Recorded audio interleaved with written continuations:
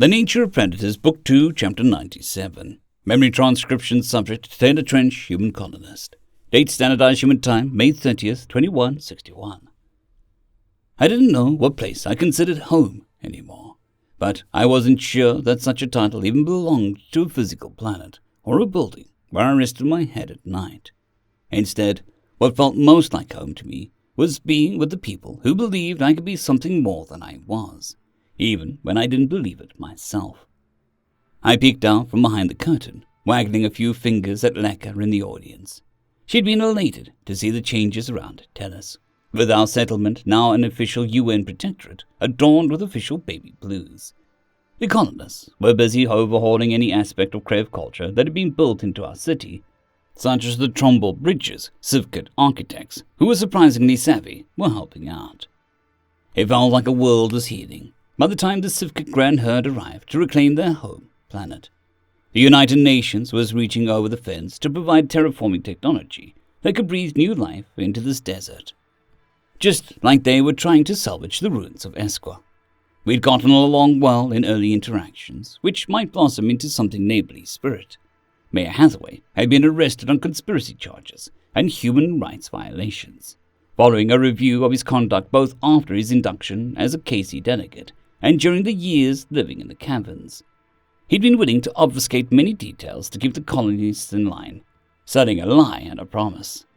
Tennis will be safer under the United Nations guardianship, and the Sivkits and the Tennish both have shared suffering at the hands of the ghost fossil. It's two species home now, two species who want to make it a better place and restore it to its former glory. I guess it's a good thing the consortium built up a theater after all, I told Charisse, puffing out my archaic sleeves. How do I look? Gress interjected, grabbing my hand and pressing his nose against it.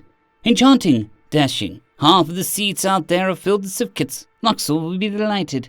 Daxrin dares to speak for me. Maxwell crawled across the ground, inspecting us up close and personal. Ha! You seem prepared. I have dreamed about this day coming for a long time. Shouting wild words at people is only the way I ever feel heard. I'm capable of such immaculate drama. Charisse placed her hands on her lips, scoffing. Who are you, and what did you do with the crazy rabbit spewing unintelligible words? An actor must play their roles at all times. Am I a little unhinged, perchance? But I know exactly what I've been doing. The herd fucked me over with the predator disease diagnosis, so gave them what they wanted. If they thought crazy, they could have just asked. Did you have the fucking act like the humans were savage predators? Carla choked. Yes. The hilarity is not lost on me. I only began to feel bad for Dr. Tassie, who tried to connect with me, so I ensured that I stopped bringing her into it. With the SC, though, I expressed the views of my people. You, Taylor, and Gress, you played along. You are my people. Now, so I'll pay the courtesy of speaking to you as civilized beings. No, tell me my performance is not convincing. Something I see in the both of you young steeds. I wagged a finger. Okay, steed is not a Sivkit word, Loxel, but you didn't say that in English either. Did you add the shit to the translators? Ha! Trench, I know much more about ancient Sivkit history than anyone. Nary a soul has tasted the past troubles like I have. Humans are the only beings to have beast of burden. Is that so? You've unlocked a mere fraction of what the Formdon once knew and comprised. Read my plays. Truly, read them. Gress fiddled with his claws, running through his lines mentally. Daxrin's uncle promises to kickstart his career, and promises to give him grandiose life, but works him to the point of physical and mental exhaustion, to the point that he feels like a mere cattle.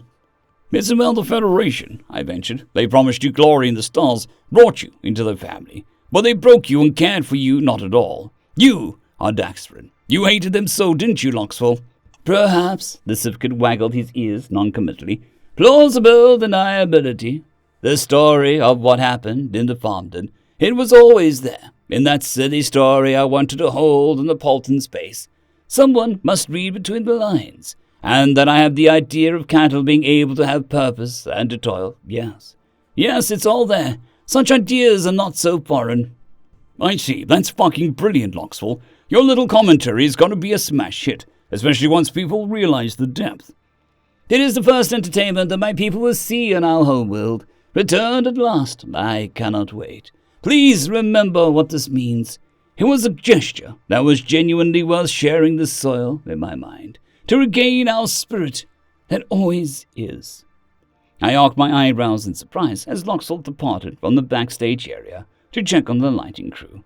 Peeking back out at the crowd one more time, Heiserin, who was living at our new Orcs embassy in Tennis, had an entire fistful of hot dogs. I thought Charisse had finally found a stable friend that she deserved, someone who could look out for her. Knowing we didn't have much longer before we were supposed to go out there, I gestured for my old security guard friend to go back to her seat. I was safe here, not in need of any muscle. She smiled at me, but hesitated. There is one person missing out in the crowd, one person who should be there in spite of everything that she'd done. And then that sudden and abrupt was shocking to Charisse, but the world just moved right on. Quana had no one in her last moments, and that is sad. She'd lost to her hatred, a fate Grass and I both came dangerously close to. I patted Charisse's shoulder. I know you miss her.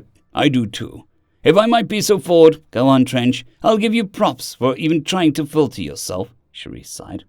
Don't remember Quana the way she was in those last moments. She wouldn't want that. Sometimes you have toxic feelings that twist you into someone you don't recognize. Someone who isn't the person you wanted to be for the people you loved. On behalf of all the broken people, please forgive her failure. Let me say the words I know she couldn't. Tears welled up in my friend's eyes, and she offered a shaky nod. I wish I could have helped her, but she was so vicious. Her dying has a way of making none of it matter. We were best friends once, and I knew she wanted to find herself. Taylor, do you know what she left me? A suicide note, I guessed. It was obvious she wasn't planning on coming back from the moment we landed. She left a note, and she scanned herself, leaving that transcript behind for me to find. Quana said to only bring her back if we could remove her anger. That just sticks with me, Taylor. She wanted to be free of that nasty side so much that she'd asked something like that. That reeks of desperation, and I wish that I could have endured the blows. She was sick. That does not mean that you had to let Quana hurt you, Grace embraced Charisse, holding her for several seconds to comfort her. You were struggling too, and there is nothing wrong with not bringing yourself down if she was the source of pain. It's a tragedy it had to end this way, with her lashing out instead of reaching out at every turn. We did terrible things, Grace, the kind where you see it every time you sleep at night. The Crib offered a bitter chuckle. I know what that's like. We can't take back our regrets. We can only live our lives so that we don't have more of them. For the people that are here now, you deserve to find someone, whether a friend or something more, who will cherish you at your highs and your lows. You are worth it. We all are. If I can't call myself good for nothing, neither can any of you. We can't spend our lives blaming ourselves for what others have done, or even what we've done. They wouldn't want us, and I don't want us to. It's time we lived life at 100%. Chin up, a little confidence. We're going to go out there and have a wonderful experience, and I expect a standing ovation. Charisse smiled, wiping her eyes. You got it. I'll ask Heiserin not to chew too loudly, so that I can actually hear the flowery Shakespeare nonsense you're saying. Good luck, boys. The lights dimmed at the moment my friend scurried back to the audience, and I drew a sharp breath of anticipation. Everyone that I had known for the vast majority of my life was out there tonight, here to see me finally able to express myself without any shame or suppression. The rest of my life was staring back at me from those theater seats. There was a peaceful future out there where we could have so many restorative pursuits as we desired. Enough people were present in this building who loved me just as I treasured them with all of my being. Tonight, I wasn't the binocular-eyed monster incapable of feeling, the miner hiding away with no hopes at better life, or the prisoner of war who had a litany of grave mistakes in his past. I was Taylor Trench, son, soulmate, and father. I was confident that I was on the right track every bit as much as Tellus and the wider galaxy. End of chapter. I'd quickly like to thank our Tier 5 channel members, Casper Arnholtz, John Creighton, Manatharia, 050, Dragzoon WRE, and Elijah Silvercross. Thank you very much.